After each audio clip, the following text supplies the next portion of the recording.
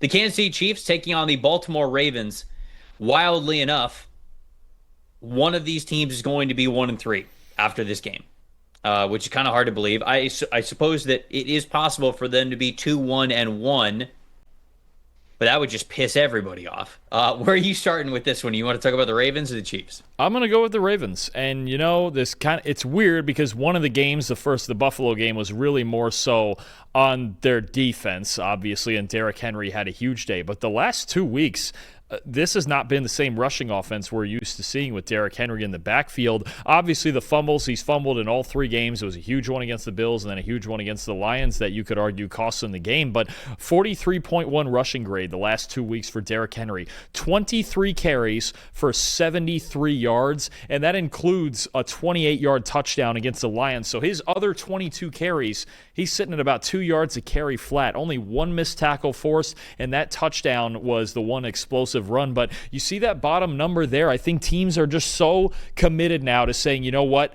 We cannot let Derrick Henry beat us. Last year they were 11-0 when he ran for at least 90 yards. They're, of course, 0-1 this year when he runs for 90 yards in that Bills game, but that's obviously not his fault. Teams are just committing to loading the box and saying, nope, not at all. We're just going to make Lamar beat us with his arm and with the receivers because we are still more afraid of Derrick Henry and getting whacked on the ground by these 2 guys than we are of the passing game. We will if Lamar is going to beat us with his arm, then so be it. But they have to find a way to either break through in the passing game and get all these defenders out of the box. 17 of his last 23 carries are with at least 8 guys in the box. And you could see, Dan Campbell against the Lions, with the Lions, I should say, against the Ravens, even talked about, we took a little bit of the Steelers mentality of getting physical and this and that. I think the other thing they took was putting more defensive linemen flatter across the line of scrimmage. When the Steelers play the Ravens, they're in that classic 3-4 front a lot with 5 and sometimes even 6 defensive linemen across the ball, just not allowing Derrick Henry to break through that first level at all costs. So the Ravens, again, they either have to loosen the boxes up and Lamar's got to throw on early downs to loosen it up, or Derrick Henry's going to have to power through better than he has the last couple of games. Obviously, the fumbling is in the spotlight, but overall, the Ravens just haven't been all that efficient in the run game the last 2 weeks. On the other side of things, I think that Kyle Hamilton is playing really well. Roquan Smith has played well at times. I don't know many other Chiefs defenders that are really playing that well. They don't have Nnamdi Madubuike last week, neck injury, and so neck injuries are kind of tricky. Like, yeah, he could be back out there this week, or it could be something where he's missing a significant amount of time.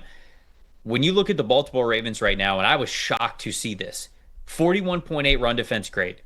It's dead last in the NFL through 3 weeks. 0.123 EPA per rush allowed. That is, once again, dead last in the NFL. This team is not nearly as stout up front as they have been in the past, or what a lot of people just might think that the Ravens have the potential to be, especially with Madubuike not out there last week. It was a struggle for them. We have talked about how the Chiefs, specifically when it comes to their running backs, so if you exclude Patrick Mahomes and what he does as a rusher, their running backs have not been effective at all this year. 62.4 rushing grade with just their running backs this year. Now, last week I talked about, okay, Pacheco had some efficient numbers, but they weren't really leaning on him. They haven't really made that part of their identity. This is a game where you maybe would not think that this is the case, but if you look at the numbers, this is a game where the Chiefs could actually have their best rushing output for how poorly the Ravens have played defending the run over the first 3 weeks of the season. This one's in KC as well. I think the Chiefs have an opportunity to be more balanced on offense, and because of that, I'm going with Kansas City here. I think that Kansas City wins this game 27-24. I think it'll be close. Obviously, anytime that these teams match up, I think that it will be. But I have my doubts about how the Ravens are playing on the defensive side of the ball, specifically defending the run. And if you open things up to not make them one-dimensional, as they have been through the first couple of weeks, then I think that's where you really get in trouble with this team. So I think the Chiefs win this one at home. And shocking as it is, I think that the Ravens drop to 1-3. Yeah, this is a tough game to read too because I think you're going to have two teams incredibly desperate. And to your point about the run game, I mean the Ravens, they just don't have a lot of guys playing very well on the inside at defensive tackle. They have benched Trenton Simpson at linebacker for Teddy Buchanan, which is an interesting decision considering Simpson's their highest graded run defender.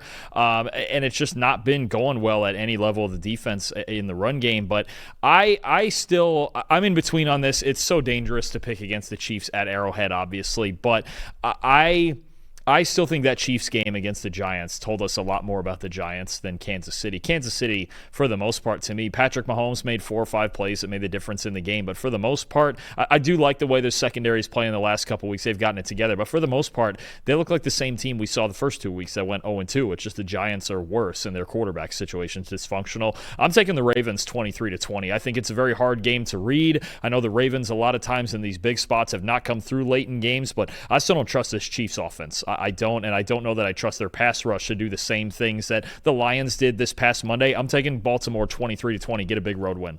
I don't disagree with the points that you're making, although I will say there's probably no place I would want to go least, hopefully that made sense, than Arrowhead as a get-right game.